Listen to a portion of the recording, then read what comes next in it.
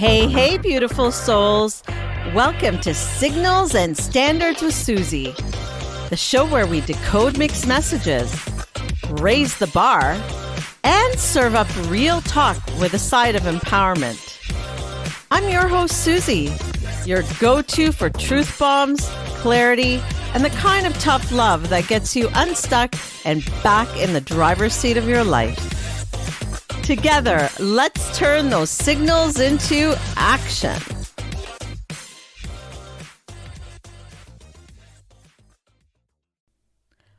Welcome back to Signals and Standards with Suzie, the space where we cut through mixed signals, call out the red flags, and raise the standard in every kind of relationship, whether it's dating, friendships, family, work, or even that one relationship that sets the tone for them all.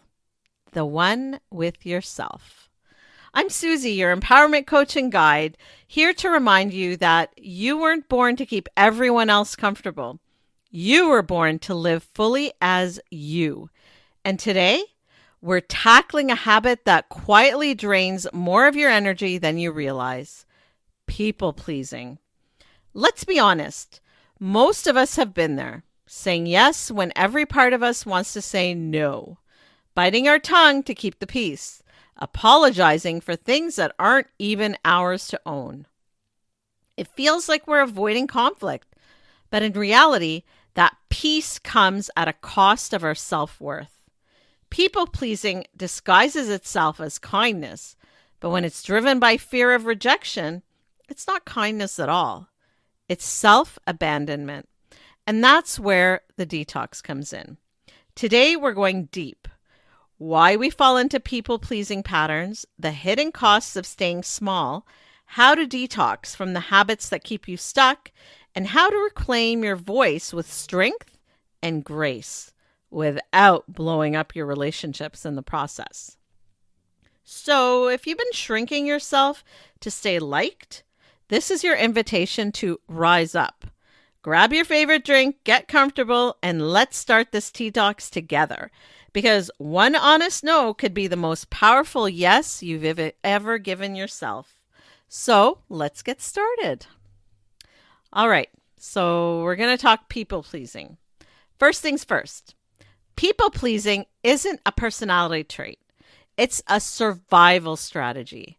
It's the habit of putting others' comfort above your own to avoid rejection, conflict maybe, or even other people's judgment. It often stems from childhood. Perhaps you grew up in a home where love was conditional, where being the good one meant keeping the peace and not rocking the boat. Research from the University of California suggests that people-pleasing is often linked to chronic stress, low self-esteem, and even physical exhaustion. Yep, all those headaches and stomach aches, not just random. Let's get a little technical. People-pleasing often isn't about genuine kindness. It's a deeply rooted response to fear. Psychologists assert that people-pleasers commonly act out of anxiety around rejection, needing to feel valued, or even avoiding conflict, even when accommodating others comes at the expense of their own needs or feelings. This is often a survival strategy tied into our adult behaviors from early attachment wounds. When you override your own voice to keep someone comfortable, you may just be protecting a younger version of yourself, that inner child who learned that love and acceptance came with conditions. Deep, I know, but stay with me. Breaking out of this pattern isn't a fast fix. It takes self-awareness and effort. Studies have shown that the psychological weight of overgiving leads to chronic stress, anxiety, resentment, and inauthentic living. And when people-pleasing becomes a trauma response, it's doing emotional gymnastics to avoid conflict or preserve physical, mental, or even emotional safety. I have often reminded people, you can't build a healthy relationship, romantic or otherwise, on the foundation of self-silence, self-sacrifice, and self-shrinking. Recognizing that this behavior is a call for safety and not a character fault is the first step towards self-compassion and change. So what do we do with this awareness? Psychologists advise replacing that default yes with a self-honoring boundary, starting small and basing actions on self-respect and not on guilt.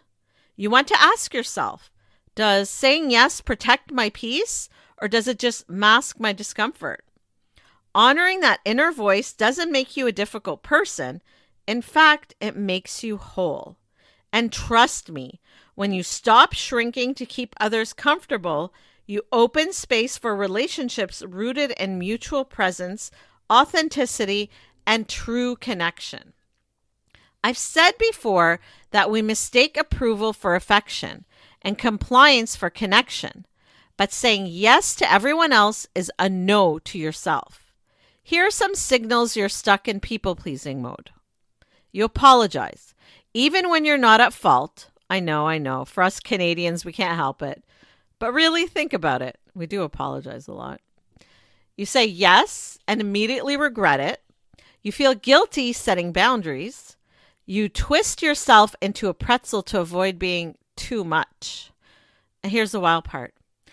People-pleasing doesn't just show up in dating or romantic relationships. It sneaks into friendships, family dynamics, and even your career. Ever taken on extra work because you didn't want to disappoint your boss? That's people-pleasing right there. You can be kind, generous, and deeply caring and still be caught in the trap of people-pleasing.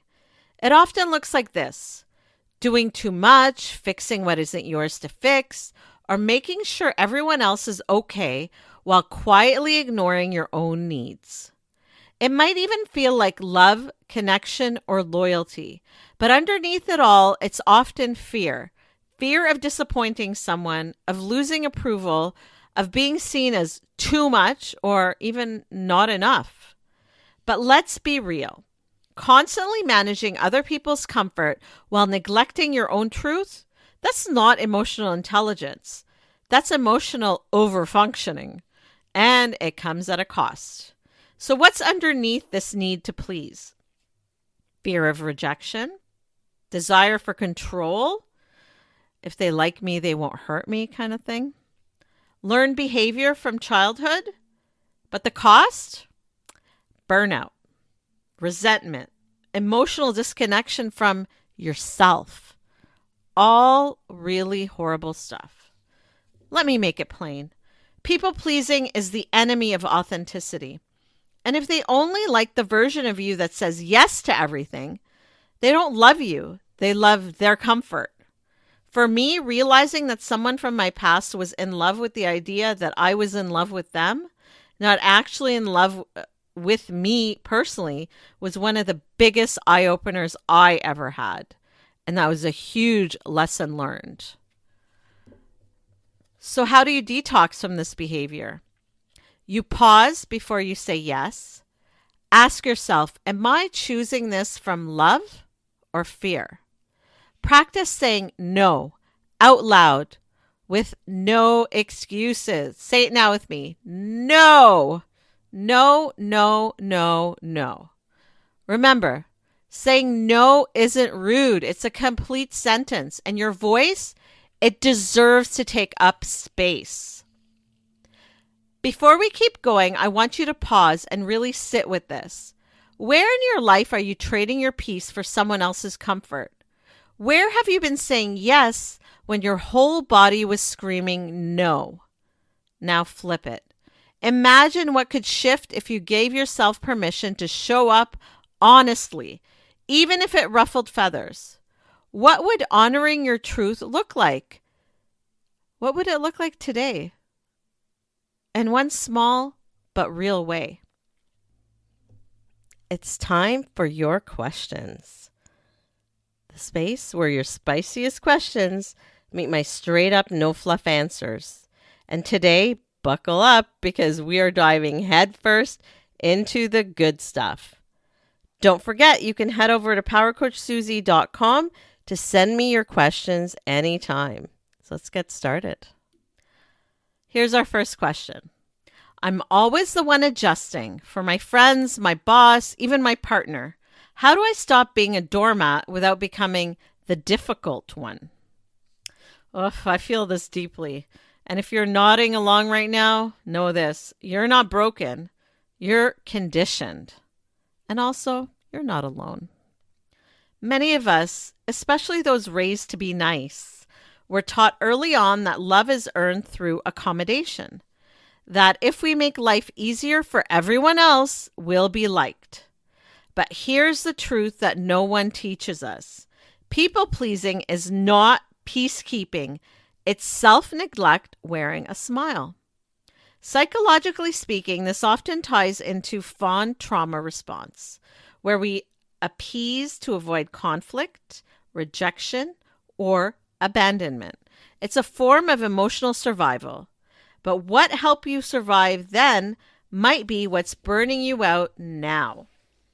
As I've mentioned before, you can't build healthy relationship, romantic or otherwise, on the foundation of silence, sacrifice, and shrinking.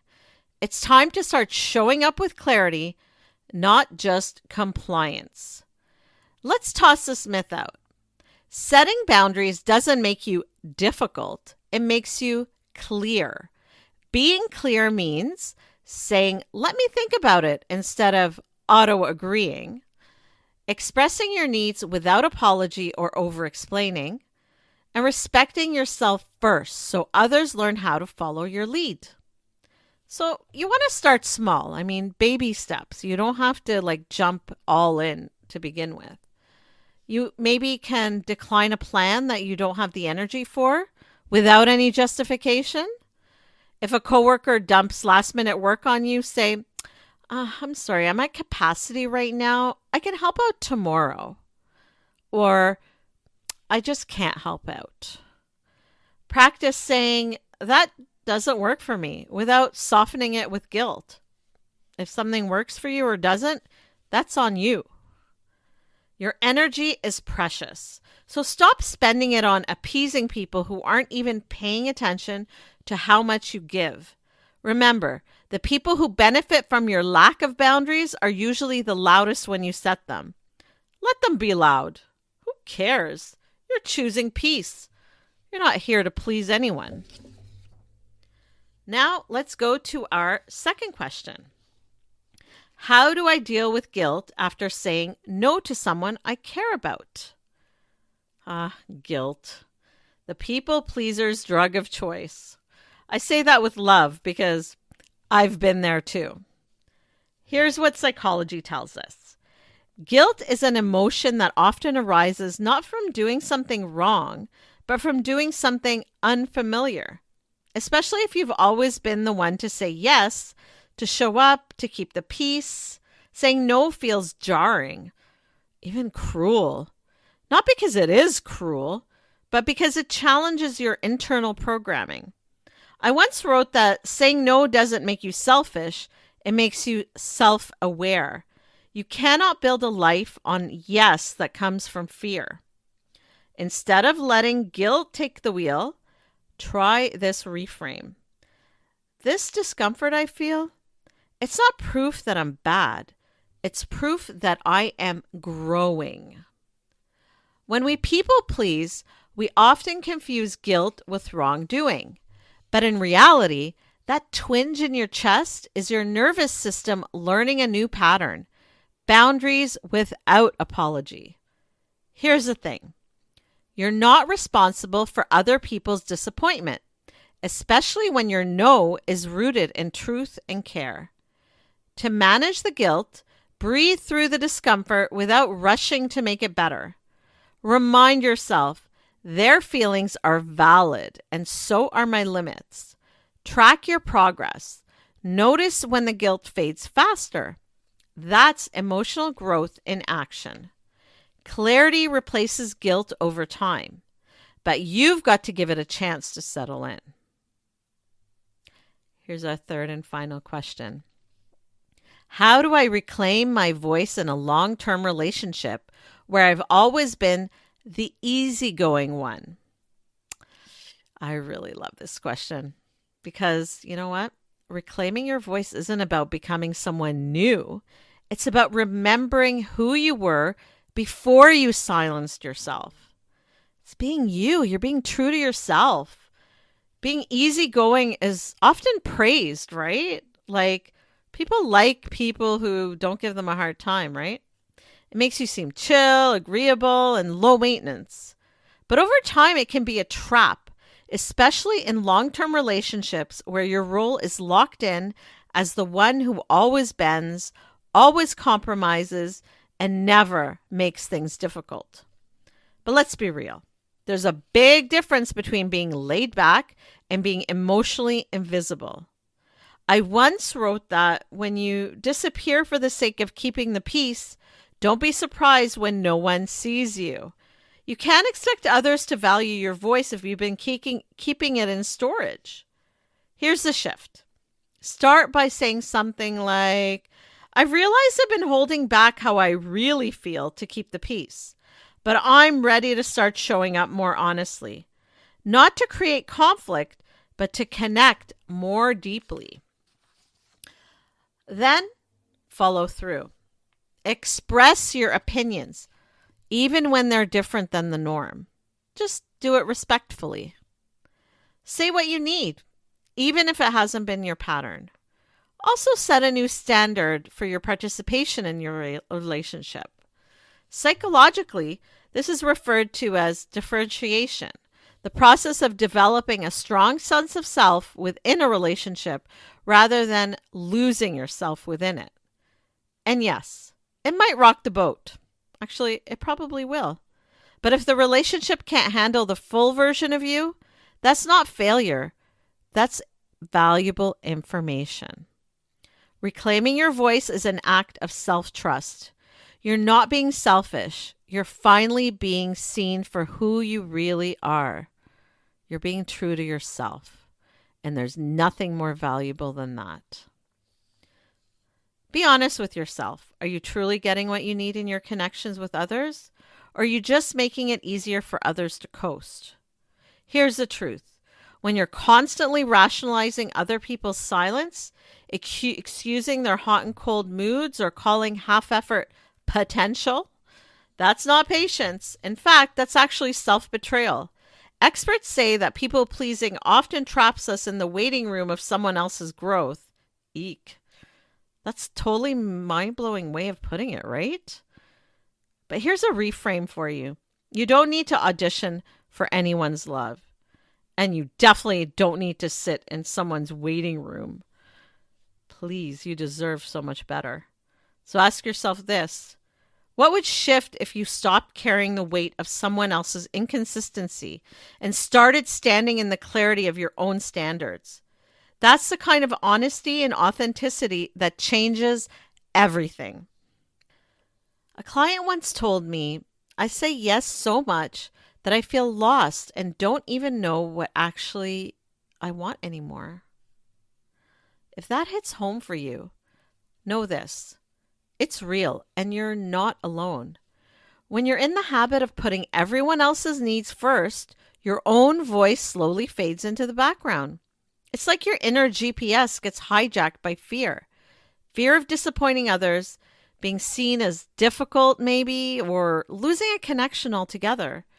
The more you give in, the more you start to believe your needs and feelings matter less than everyone else's. Eek. Psychologists have found that this self-silencing can lead to chronic stress, anxiety, and even physical symptoms. From my own work, I've seen it countless times. When you ignore your own truth, you lose touch with the thing that makes life vibrant and interesting and exciting. Yourself. Yep, you're the one that should bring the color into your own life. I know this is not only from my own life, but from those I've helped over the years. This is so true. But here's the truth. Your voice is essential. And this is what I told my client.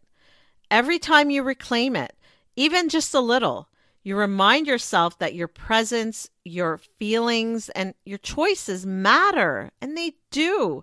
That's the first step to showing up fully and unapologetically in all your relationships.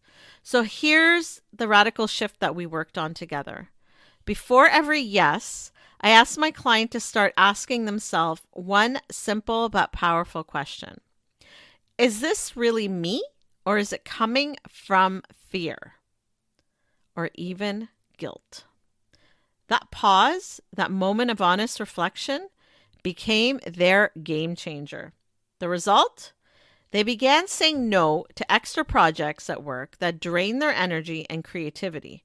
They stopped ghosting friends or going along with plans they didn't want to do, choosing instead to be upfront and honest.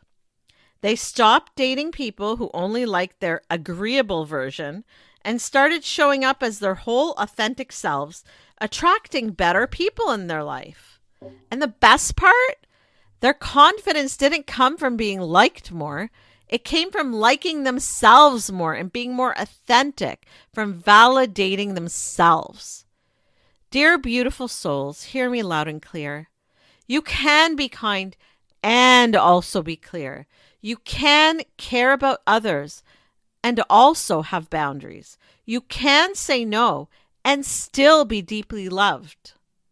In fact, the more you use your voice, the more you lean into your truth, the more you attract people who actually want to hear it.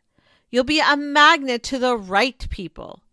That, my friends, will be your big mic drop moment. Let's take a moment for a gentle but powerful reflection. Your clarity check-in. Think of one relationship, romantic, platonic, or professional, where you've been biting your tongue, keeping the peace, or ignoring what's really happening. Ask yourself honestly, am I honoring my truth here, or quietly abandoning it to make someone else comfortable? There's a big difference between emotional intelligence and emotional self-sacrifice. It often comes down to one question. Are you choosing genuine connection or simply avoiding conflict? Now choose one empowered move this week. Speak your truth even if your voice shakes a little bit. That's okay. Set a boundary without over-explaining yourself. You don't need to make an excuse to anybody. Release what's been weighing you down, not in anger, but with peace and clarity. And all this can be respectful. It doesn't have to be rude. You can do everything in a kind and respectful way. But by keeping your own truth, you can do this in a way that's more true to and authentic to yourself. Remember, emotional intelligence isn't about managing other people's reactions. It's about managing how you show up. That kind of growth is real power.